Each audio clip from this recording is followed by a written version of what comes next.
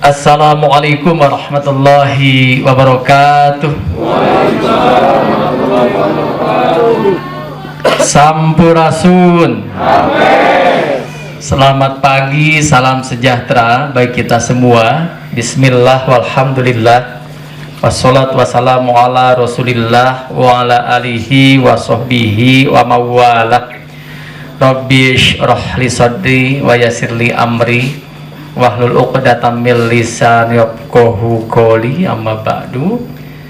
Yang saya hormati Ketua Sikap Pimpinan Pusat Persis, yang saya hormati Ketua PD Persis Kabupaten Sumedang, sahabat saya Kang Saiful Bahri, Pak Camat Kecamatan Sumedang Selatan beserta Forum Koordinasi Pimpinan Kecamatan Sumedang Selatan yang saya hormati dari BPBD dan Forum Pengurangan Risiko Bencana FPRB Satpol PP, para peserta sikap basic training, hadirin yang berbahagia, segala puji dan syukur marilah kita panjatkan kehadirat Rabbi, Zat yang masih memberikan kesempatan hidup kepada kita semua sampai dengan saat ini. Karena hidup hanya satu kali dan kita tidak tahu kapan akan mati. Untuk itu mari kita gunakan sebaik-baiknya dalam rangka beribadah kepada Allah Subhanahu wa Ta'ala. Termasuk kegiatan hari ini, mari kita niatkan ibadah pada Allah Subhanahu wa Ta'ala. Salawat dan salam semoga terlimpah curahkan kepada junjungan alam Nabiyana wa Habibana Muhammad Sallallahu Alaihi Wasallam, kepada para keluarganya, para sahabatnya, dan seluruh umatnya yang taat akan risalah dan tuntunannya. Pertama-tama atas nama pemerintah daerah Sumedang, saya haturkan silaturahim kepada semuanya, khusus kepada keluarga besar Persis Kabupaten Sumedang. Mudah-mudahan dengan silaturahim kita pada pagi hari ini dijadikan bagian amal ibadah di sisi Allah Subhanahu wa Ta'ala dan bisa lebih merekatkan ikatan ukhuwah di antara kita semua. Bahkan saya berharap hubungan kita akan terus berlanjut mulai di dunia sampai di yaumil akhir, ada dalam ridha Allah Subhanahu wa Ta'ala. Yang kedua, saya ucapkan terima kasih yang sebesar-besarnya atas bantuan, dukungan, kerjasama dari keluarga Persis selama ini dalam membantu pemerintah Sumedang mewujudkan visi Sumedang Simpati, Sumedang yang sejahtera, agamis, maju, profesional dan kreatif. Sumedang yang sejahtera masyarakatnya, agamis akhlaknya, maju daerahnya, profesional aparaturnya dalam memberikan pelayanan pada masyarakat, dan kreatif ekonominya dalam menciptakan lapangan pekerjaan. Terima kasih yang sebesar-besarnya atas perhatian, bantuan, dan dukungannya dari keluarga Persis Sumedang selama ini. Mudah-mudahan segala bentuk perjuangan, pengabdian, pengorbanan, curahan tenaga, pikiran, bahkan materinya dibalas oleh Allah Subhanahu wa Ta'ala dengan pahala yang berlipat ganda. Yang ketiga, saya ucapkan selamat kepada bapak-bapak, ibu-ibu, rekan-rekan pemuda yang telah menetapkan pilihannya untuk mengikuti kegiatan sigap basic training ini. Tidak semua orang siap untuk mengikuti kegiatan seperti ini. Jadi ibu-ibu, bapak-bapak, rekan-rekan pemuda-pemudi adalah orang-orang pilihan Allah yang telah ikut siap menjadi bagian solusi untuk membantu masyarakat, untuk menolong masyarakat, untuk meringankan beban masyarakat. Yakin kalau kita menolong orang lain, Allah akan menolong kita. Yakini kalau kita meringankan beban orang lain, Allah akan meringankan beban kita. Termasuk dengan kehadiran kita untuk siap menjadi relawan, menjadi orang yang membantu saudara kita yang terkena bencana. Jadi mudah Bapak, rekan-rekan pemuda adalah manusia pilihan Allah yang telah siap ikut kegiatan seperti ini, karena tidak semua orang siap mengikuti kegiatan ini. Untuk itu ikuti dengan sebaik-baiknya. pasti banyak manfaatnya, pasti ada hikmahnya, pasti kita akan mendapatkan sesuatu yang baru, terutama ilmu pengetahuan tentang penanganan bencana, baik pra, sedang, dan paskanya harus seperti apa yang kita lakukan. Harapan saya dengan kita ikut kegiatan ini, kita akan bertambah pengetahuan tentang penanganan bencana.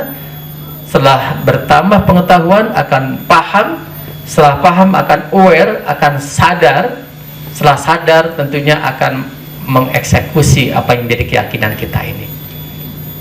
Karena dengan kegiatan ini, output yang saya harapkan adalah Ibu dan Bapak mempertebal komitmen untuk menjadi bagian relawan bencana, dan juga memiliki kemampuan, memiliki kompetensi untuk menanganinya, sehingga dengan ilmu tentunya apa yang kita tangani bisa lebih cepat, tepat, efektif, dan efisien.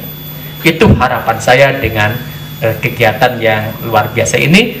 Dan bagi Pemda, kehadiran Ibu dan Bapak yang sudah terlatih seperti ini menjadi energi baru bagi penanganan bencana di Sumedang. Karena tadi disampaikan oleh Ketua Sigap Pusat, menangani bencana tidak hanya kewajiban pemerintah, tapi kewajiban seluruh masyarakat, termasuk di dalamnya pendekatan konsep pentahelix. Bagaimana akademisi, bisnis, community, government, dan media bersama-sama untuk menjadi bagian solusi mengatasi, menangani bencana, termasuk Ibu dan Bapak bagian dari community, bagian dari organisasi kemasyarakatan, organisasi pemuda yang bersama-sama pemerintah menjadi bagian solusi untuk menangani bencana. Yang terakhir perlu saya sampaikan, Sumedang ini kondisi alamnya dan tekstur tanahnya berbukit-bukit, bergunung-gunung. Kalau kondisi seperti itu pasti rawan bencana banjir dan longsor, apalagi curah hujannya cukup tinggi. Bencana alam di Sumedang ini rata-rata karena hidrometeorologi. Hidrometeorologi basah karena memang cuaca dan iklim. Hujan lebat, intensitasnya tinggi, curahnya tinggi, biasanya ada banjir, ada gerakan bawah tanah, ada longsor. Itu kondisinya. Jadi kita tertinggal di tempat seperti ini berarti harus waspada. Kemudian ketika kondisi seperti ini ditambah ada perubahan tutupan lahan, karena tekanan sosial kehidupan masyarakat yang tadinya ruang terbuka hijau jadi kawasan terbangun, muncul rumah-rumah di kawasan itu, tanah tertutup, tidak lagi bisa nyimpen air. Yang kedua adalah pengurangan kerapatan vegetasi besar.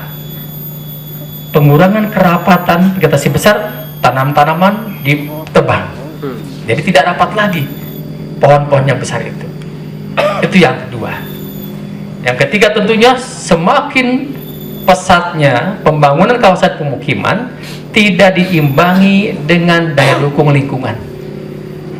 Ini masalah-masalah kita. Yang keempat adalah tentunya kesadaran kita sebagai masyarakat dan pemerintah. Menghadapi kondisi ini, apa sungguhnya yang telah dilakukan oleh pemerintah?